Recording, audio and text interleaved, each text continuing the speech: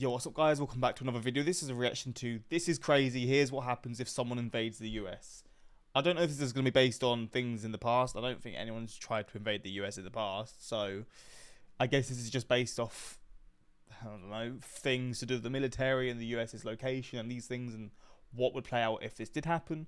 But yeah, we're going to check this out and see what this video has to say. And that's pretty much it. Let's just jump into this reaction. In 2023, the United States topped the list of countries with the highest military spending, allocating $916 billion for defense. The gap was huge. China came in second with $296 billion, followed by Russia with $109 billion.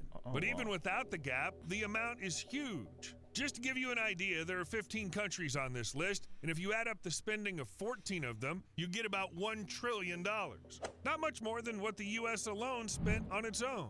For those who love numbers, here's another fact. The figure amounted to more than 40% of global military spending that year in the whole world. And it's expected that the amount will only keep growing. By 2033, the U.S. will be spending up to $1.1 trillion on military expenses. But why? I mean, do they really need to spend that much? And does it actually make U.S. defense invincible? This is a complicated military topic. I need some coffee. What the fuck?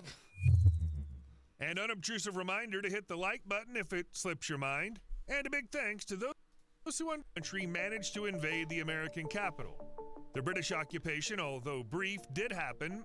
This was during the Anglo-American War of 1812 to 1815. The British attacked the former colonies after American troops had, in turn, invaded Canada and burned down government buildings. That's the short and simplified summary. Washington, D.C. was picked as a target because of its symbolic significance, easy access from the sea, and the American troops' inability to defend it. Back then, the American Army still seriously lacked experience. And so on August 24, 1814, the forces of both armies met outside Washington, and the British Army easily defeated the volunteer American forces in the Battle of Bladensburg.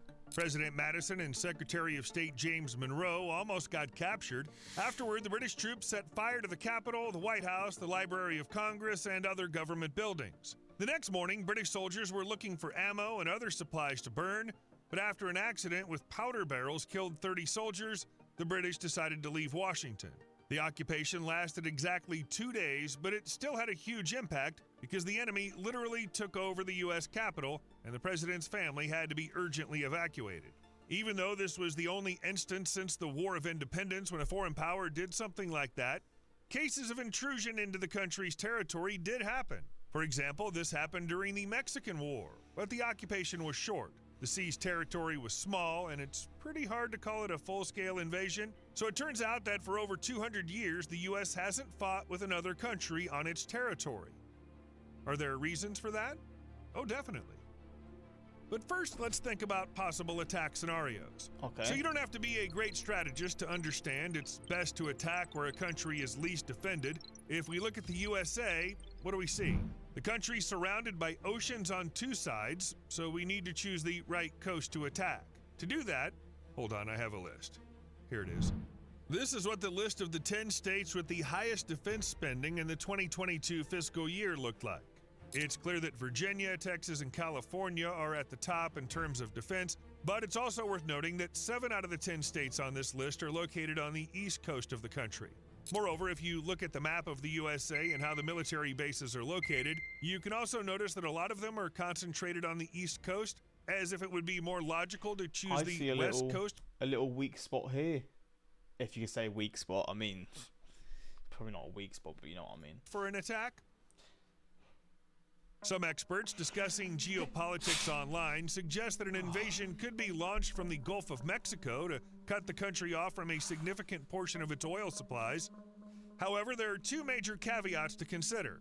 First of all, the U.S. has a strategic oil reserve for situations like this, and it's quite substantial. Secondly, an attack from the Gulf of Mexico puts the opponent in a tricky spot. In response, the U.S. could hit them from 3 different sides. In short, this idea isn't great. But of course, we can't say with 100% certainty where an attack on the U.S. might be planned. It all depends on the opponent, the nuances of their tactics, the situation at the specific moment in time, and all that. And only if we rely on some arguments can we assume that an invasion might happen from the western side, simply because there's less firepower there. On the other hand, this difference in firepower is very small, so it's unlikely that choosing one shore over the other would provide any serious advantage. But what if there's a land invasion? There are only two options here because the United States only shares land borders with Canada and Mexico. Meanwhile, all three countries are, at the moment, in neighborly partner relationships, a free... When was this made?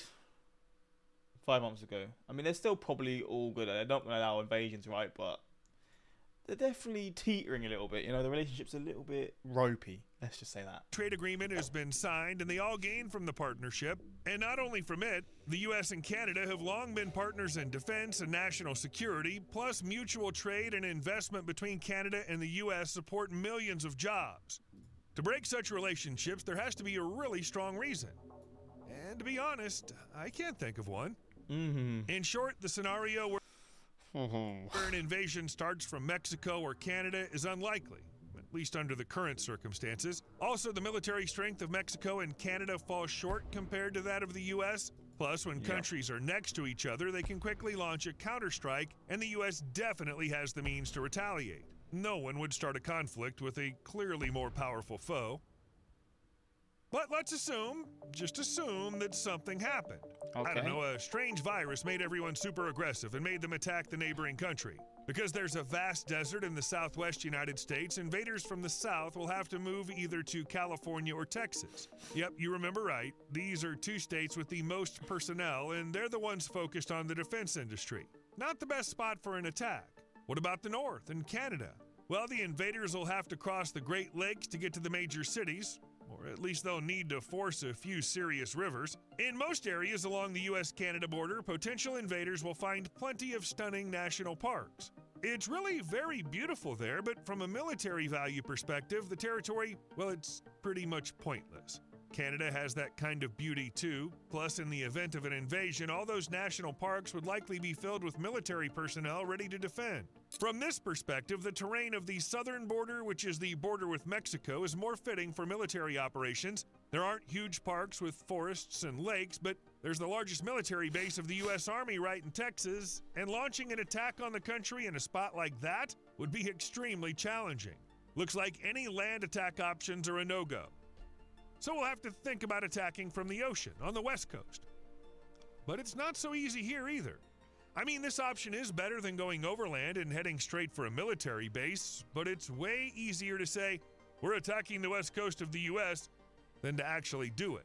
Mainly because the Atlantic and Pacific Oceans are two huge bodies of water that serve as natural barriers, keeping North America apart from Europe, Africa, and Asia. Before launching an attack on a country from the sea, these obstacles will need to be overcome, and it has to be done somehow without being noticed. This is hard. Transporting military troops and gear takes time, and during that time, the enemy will be extremely vulnerable in the open ocean, and the U.S. definitely won't just stand by and watch as a fleet from some country heads their way. So the ships will start bombing and sinking them using any available methods. The enemy will have to decide which ships to use for moving equipment and personnel. Larger ships are slow, heavy, and exposed, while smaller ones are at risk due to their limited range. The smaller the ship, the tougher it'll be to cross the ocean. And even if you manage to pull off such an operation, you won't win the war by shelling the shore from ships. You'll have to land troops. These operations are called amphibious assaults, and they're considered some of the most complex and dangerous in any war. With the U.S. having enough time, they'll be able to pull troops to the shore, and in the end, the invasion will probably not even start. The enemy will be defeated, unable to land on the shore or immediately after landing. So it turns out that for such an invasion to succeed, the U.S. Army would have to be unbelievably weak,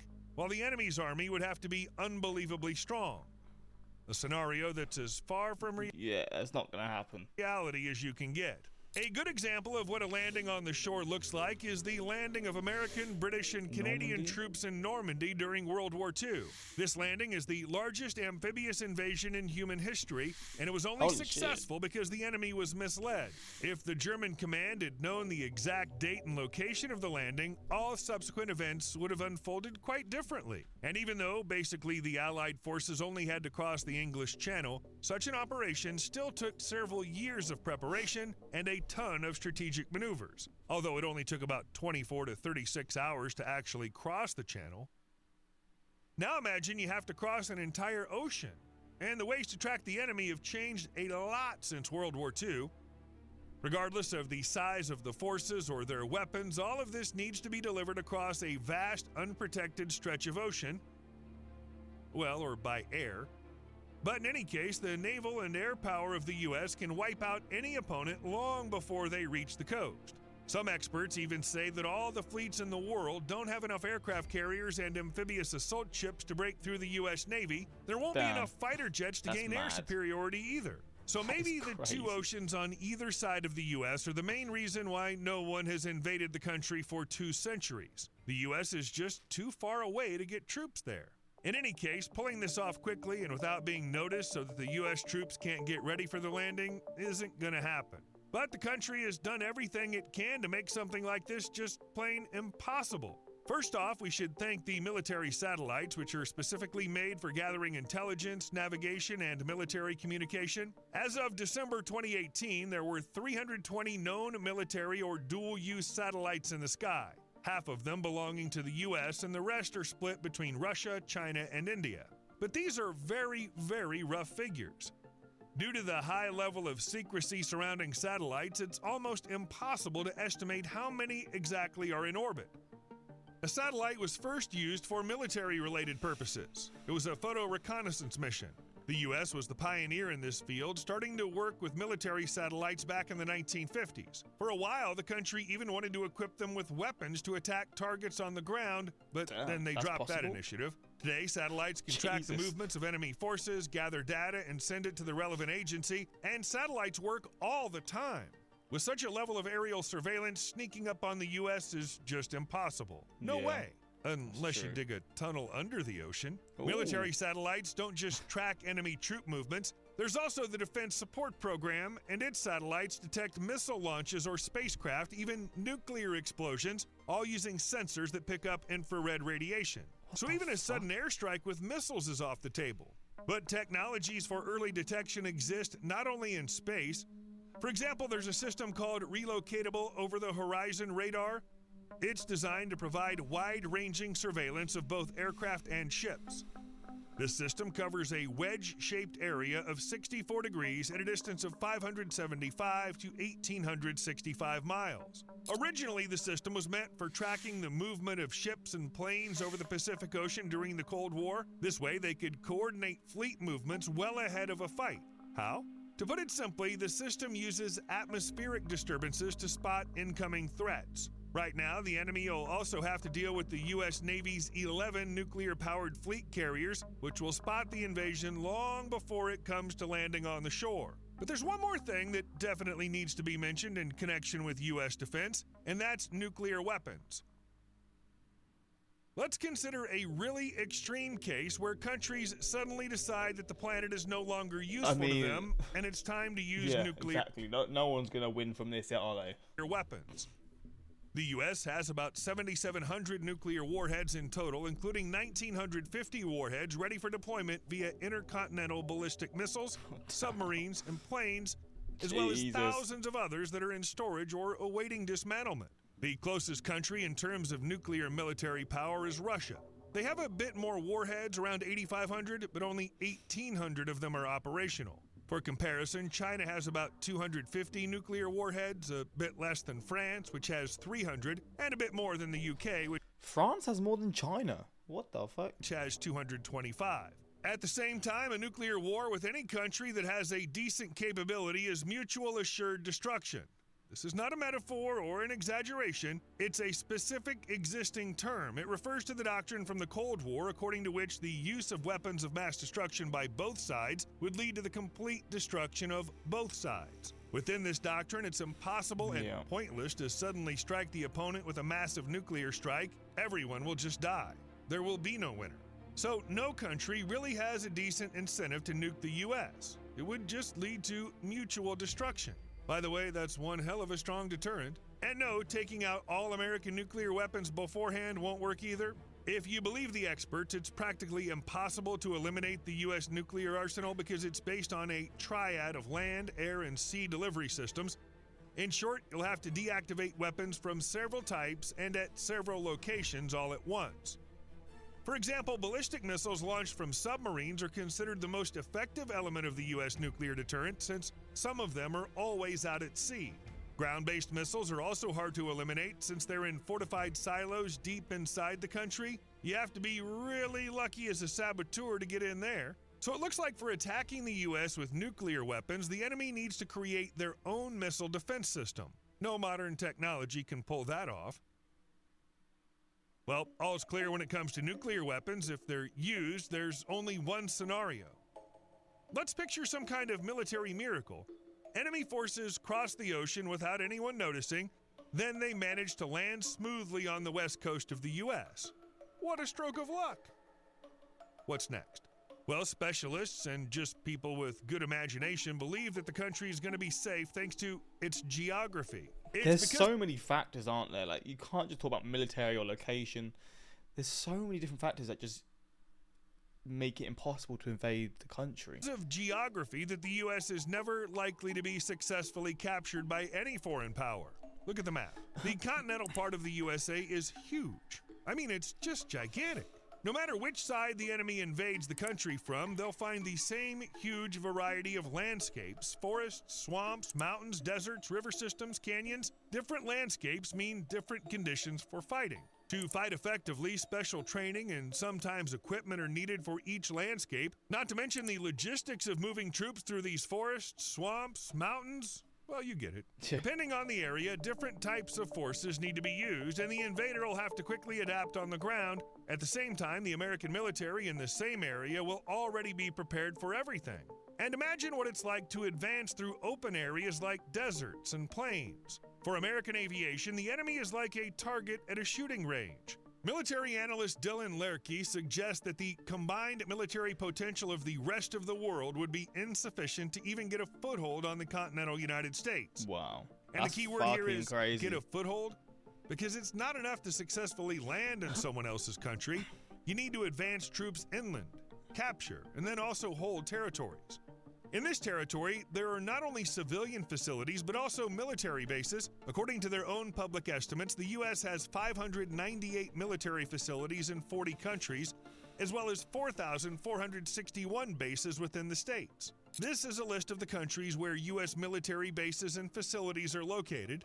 Along with a large number of bases in Germany, the U.S. has major military facilities in Qatar and Diego Garcia Atoll, as well as in Japan and South Korea. The U.S. Armed Forces have about 1.4 million active duty personnel and 850,000 reservists. But some of these people are scattered around the globe, stationed at U.S. bases, overall about 10%. The rest of the military are inside the country, and they'll fight.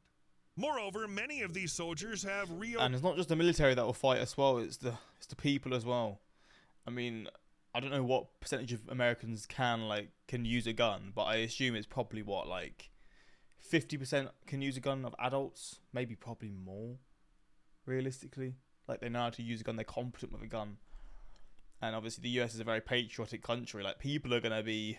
It's not just the army you got to worry about inland, it's also the people of America. So if you're Russian and you're in the army and you're trying to take over the US, it's not just the army you're going to be fighting, that's for sure. But again, they're not even going to get to the point of getting to the land, but let's just say they did. It's just looking long for them, let's be real. Combat experience, and that might even be more important than all the technology and equipment. If you look at the military conflicts that have happened in the last 20 to 30 years, you can see that the U.S. has been involved in many of them one way or another. We're not considering the moral side of the issue right now, just the facts, okay? In addition, there were two wars where the U.S. was really involved as a fighting party: the Iraq War and the Afghanistan War. The first one ended in 2011, the second in 2021, so pretty recently. I don't think I'll be wrong if I assume that the country and its commanders gained practical experience. And considering that the war in Afghanistan lasted from 2001 and it's the longest war in U.S. history, there was plenty of time to gain experience. Not to mention that wars involving the U.S. are also a testing ground for new technologies that can later be used for the defense of their country.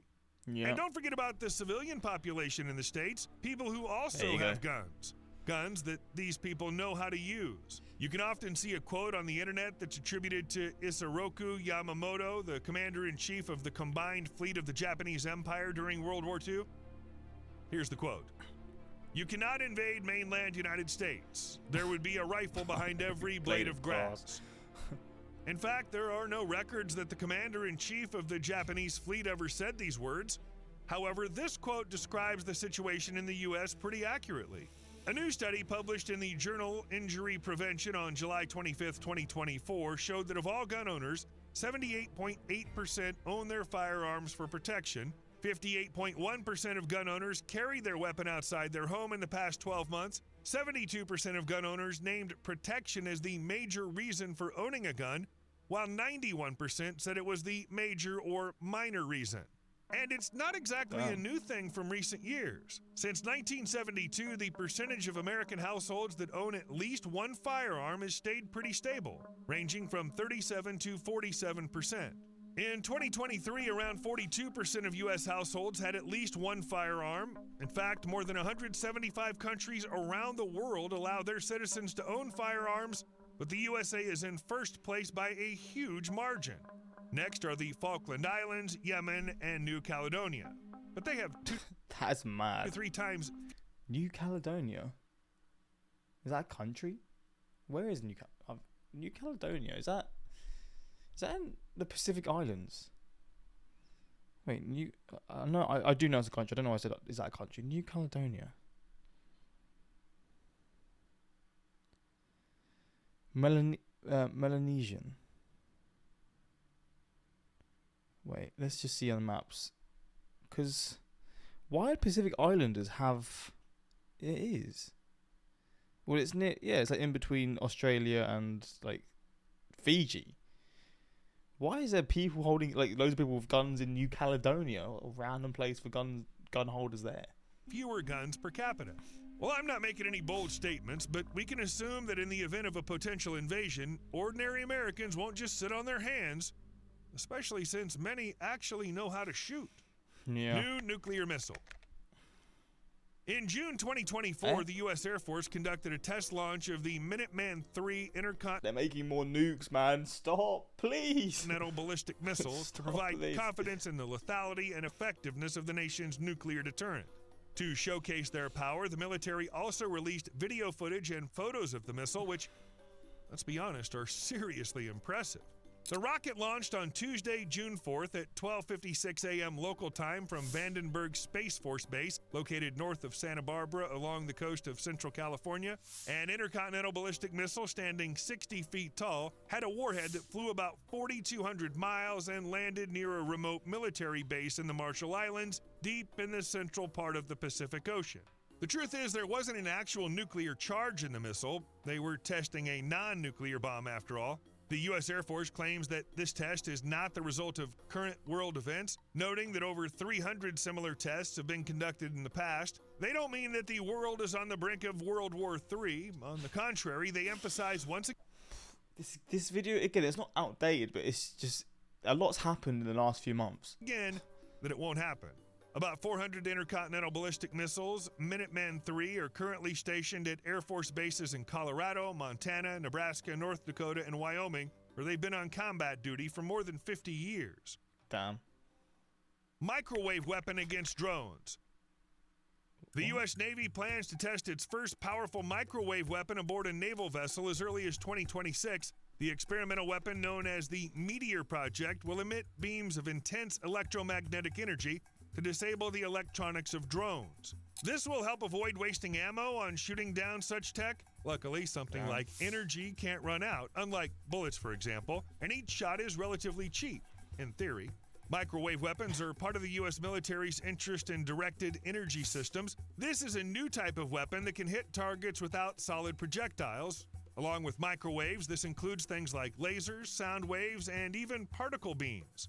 Actually, the manufacturer of directed energy weapons, Epirus, is already supplying the military with powerful microwave capabilities designed to take out drone electronics. And now the Navy is getting ready to test how well the company's technology handles taking out unmanned surface vessels. Other countries, by the way, are also ramping up their production of directed energy weapons. Recently, the UK showcased its Dragonfire system, basically a giant laser cannon capable of taking down airborne targets. And we're talking about really small targets at a range the of 0.6 miles. Holy shit. Future technologies as they are. You owe me a like. Wow. That See you is later. mental stuff. Bloody hell.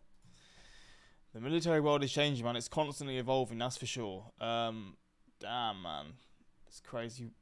Which is why our enemies have decided to take us from the inside, turning politicians against us. Oh, okay.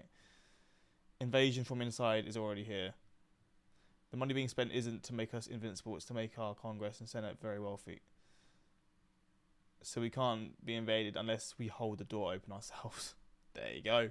But yeah, interesting video. I mean, it goes into a lot of details relating to the US's power, and obviously I've seen stuff before about the US's location, its geography, people who live there, like its citizens. There's so many factors that come to play. The oceans between, which is obviously, I guess, geography as well, but obviously, and then the military as well. Like, there's just so many factors that just add to it being like, yeah, this is never going to happen. But it's always cool and interesting to see just how powerful the US is when you always hear these stats, like 40% of the whole military spending of all the countries in the world is from the US. Like, that is mental. But yeah, that's pretty interesting. Hopefully you guys found this interesting too. And that's pretty much it. Until next time, like, subscribe. Peace.